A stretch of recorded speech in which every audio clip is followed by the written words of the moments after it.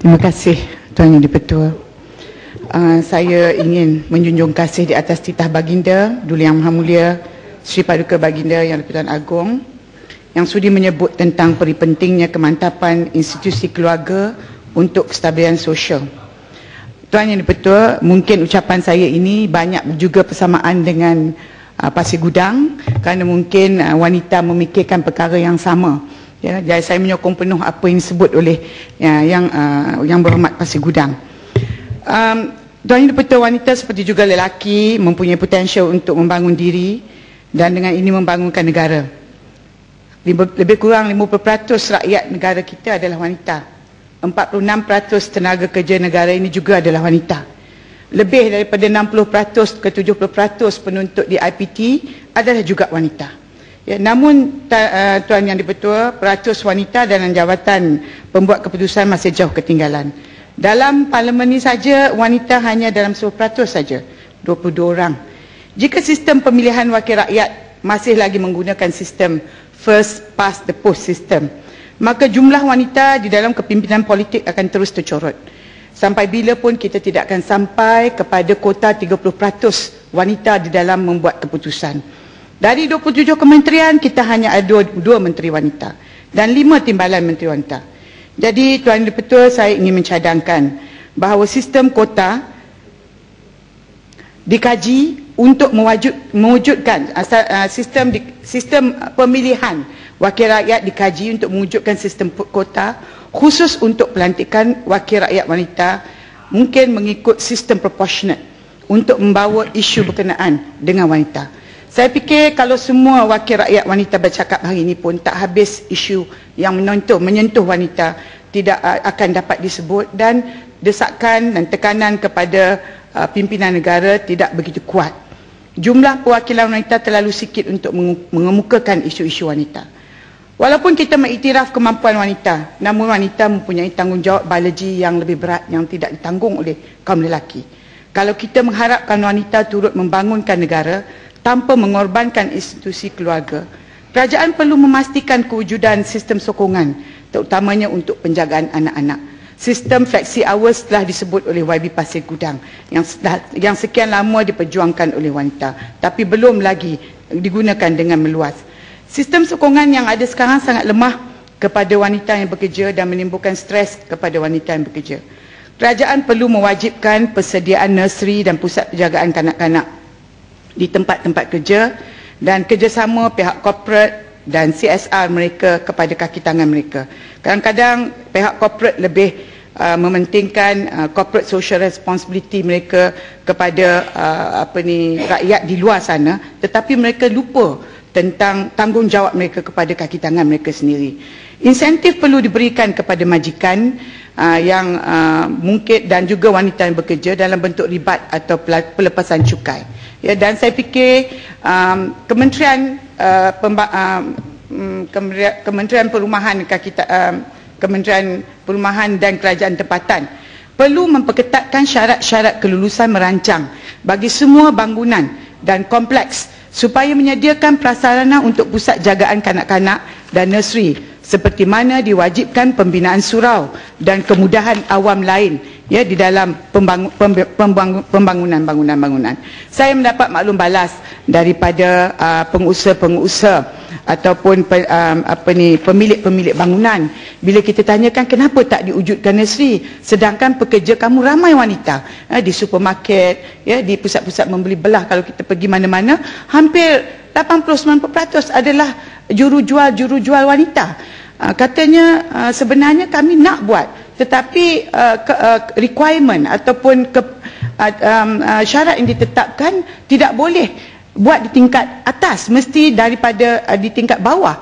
Dan sekiranya bangunan ini tidak dirancang daripada awal untuk menubuhkan satu pusat penjagaan kanak-kanak, kami tidak dapat kelulusan daripada pihak bomba. PBT juga tidak akan meluluskan.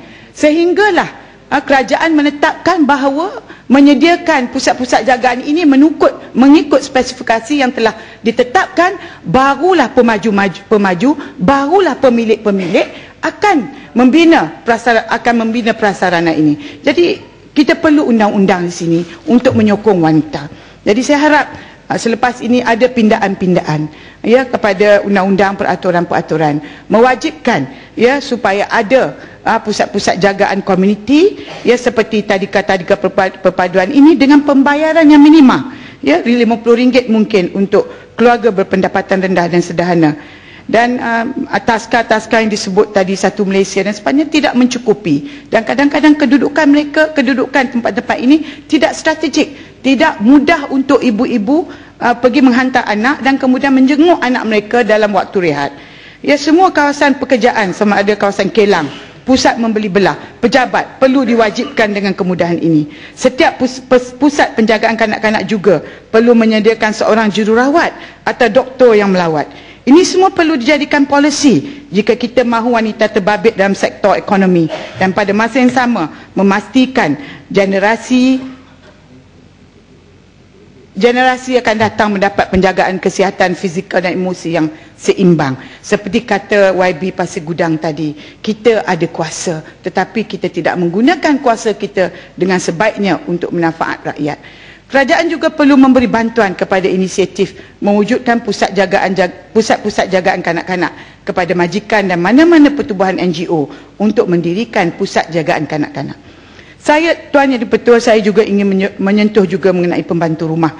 Ya, tadi telah disebut bahawa sekarang ini nak membawa masuk pembantu rumah ada RM8,000. Jadi kalau tadi YB Pasir Gudang telah mengira kalau gaji mereka di antara 700 atau 900, maka sebenarnya gaji yang dibayar adalah di antara 1,300 hingga 1,500, termasuk dengan semua kemudahan yang perlu disediakan kepada pembantu rumah yang tinggal serumah dengan majikan.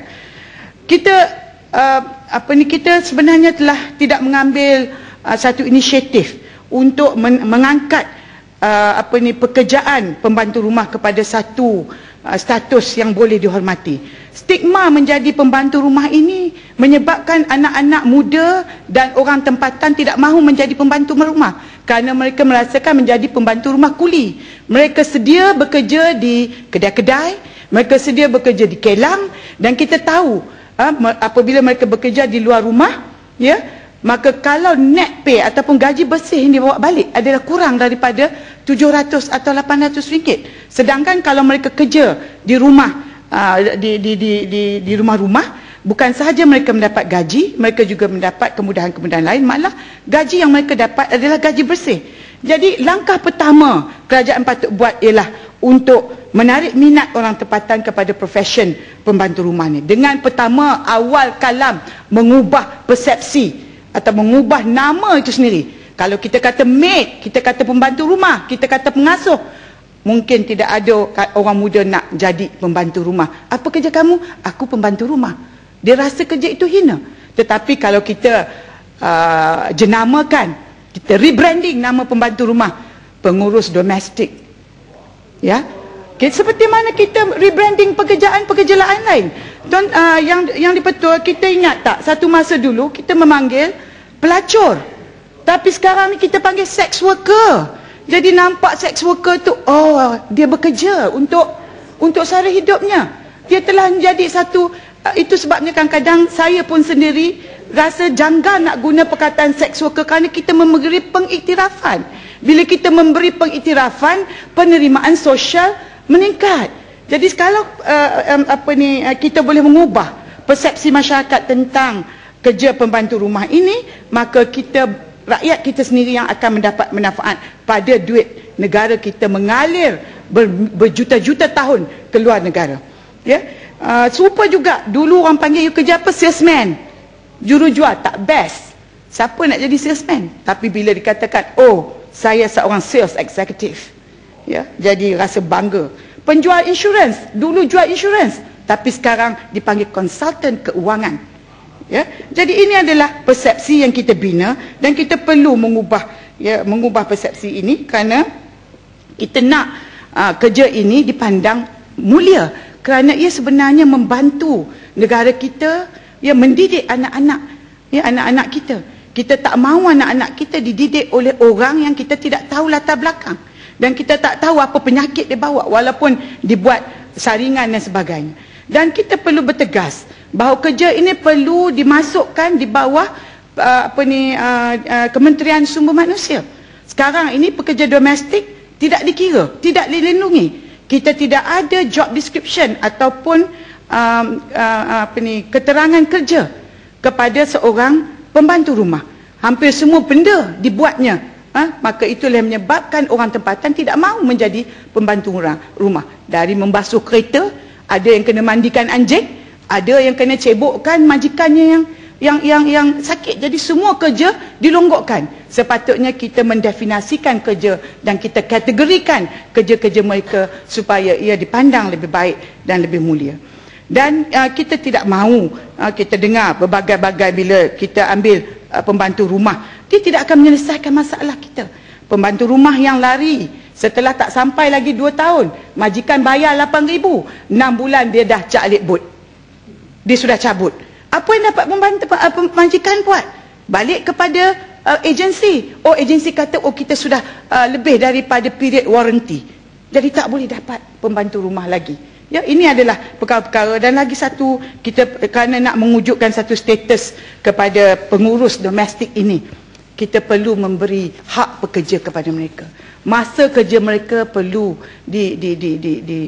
definisikan. Perlu ada perlindungan KWSP, perlu ada KWSP, perlu ada pekeso. Barulah ada masa depan apabila seseorang itu bekerja sebagai pembantu rumah. Saya meminta pihak kerajaan, tak kiralah sama ada Kementerian Sumber Manusia ataupun Kementerian Pembangunan Wanita, Masyarakat, Sosial, untuk mewujudkan institusi latihan. Saya tahu Felda ada mewujudkan satu sekolah untuk pembantu rumah, tetapi ini tidak mencukupi. Dia menjadi begitu eksklusif kepada anak-anak Felda saja mungkin.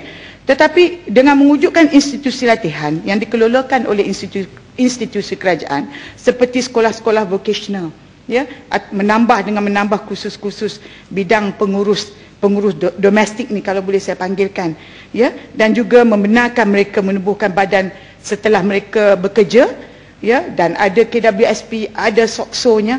Mereka perlu diberi kebenaran untuk menubuhkan union, badan profesional untuk memperjuangkan kepentingan mereka.